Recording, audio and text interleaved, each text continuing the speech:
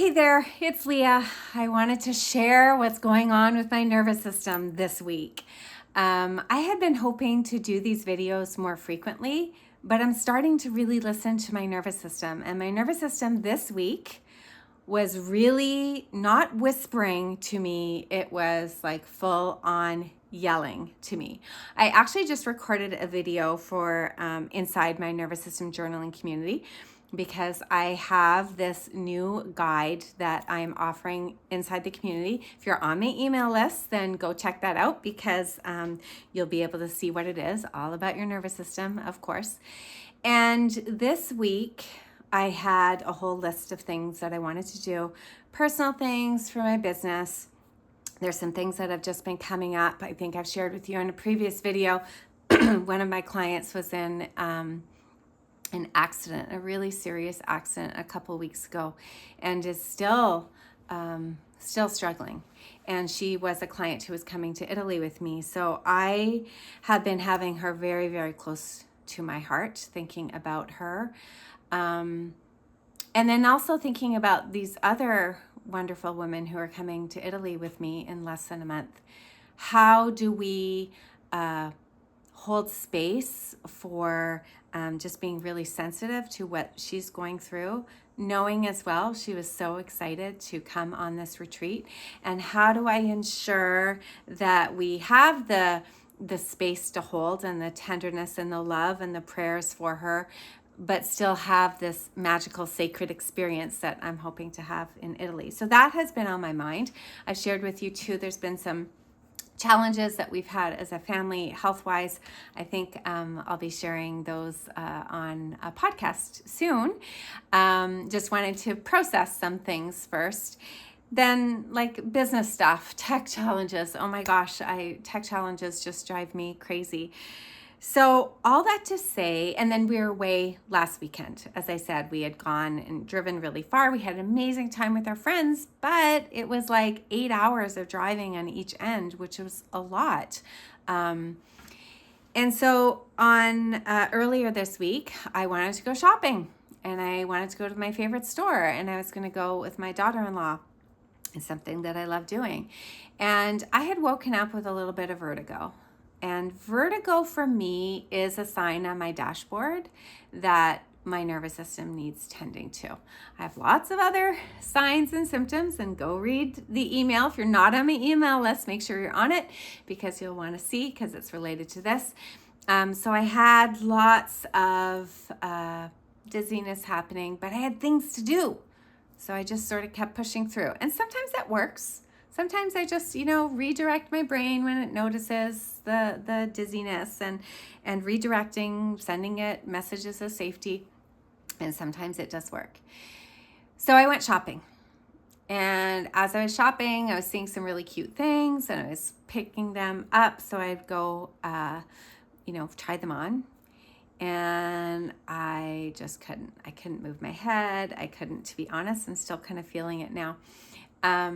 When I just made that movement, I noticed it. I had to get my daughter-in-law to drive home.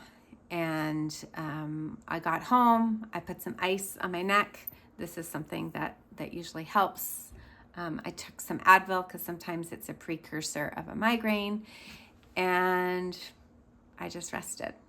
I think I had some frozen yogurt and I lay down on the couch and I realized okay, the lights are on the dashboard clearly saying you need to take care of yourself a little bit more. So the next day I was going to record a video and I didn't because it is a little bit more cumbersome.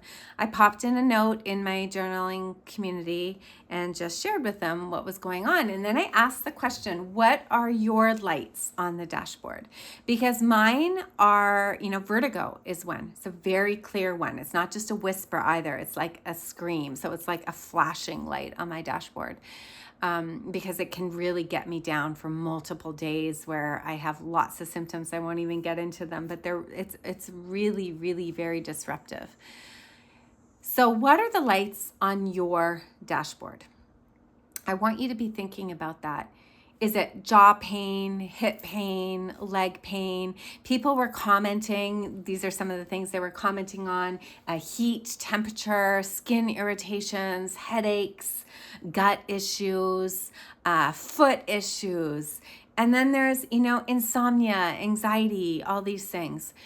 Because these dashboard lights are trying to communicate with us. They're not necessarily flashing danger, danger, there's something wrong, you're about to explode. But they first turn on, that's basically like a whisper of, hey, you need to take care of this. And then they may show up a little bit stronger, a little bit stronger. So I want you to think about that. And then what do you do when they come on? Like this week, I pushed through. And I probably would have saved myself having to go too far gone, where I'm standing in that shop going, oh my gosh, I'm not going to be able to drive home. Luckily, my daughter-in-law was with me. I did not listen. And I'm not going to, I'm not trying to shame or blame myself. I put that out there as this is something that I even know, I teach, I'm trained in. I'm very well aware and well versed with the nervous system, and I'm human first, always human first. So I pushed through. I ignored it. And then the symptoms started speaking a little bit louder. So I want you to think about, are there ways that your nervous system communicates with you? Sometimes it's through words and thoughts, like you can have intrusive thoughts and you can have ruminating thoughts and you can have that inner critic. But your body is often communicating through symptoms. What are the symptoms? And start paying attention to them, building that awareness, not paying attention to them because we're going to have like a huge focus on them. I've got a podcast episode coming up on the habits that will make symptoms worse. So we're not bringing up symptoms so that we can just go after them and be fixated on them. We're building up this awareness. We're trying to create this constant dialogue with our nervous system. So our nervous system can tell us what it needs and we can respond. So let me hear in the comments what your dashboard symptoms are and how are you taking care of them. And I hope that's helpful, and make sure you are on my email list because I am so excited about this new guide that I have put out for everybody. All right, take care. Bye.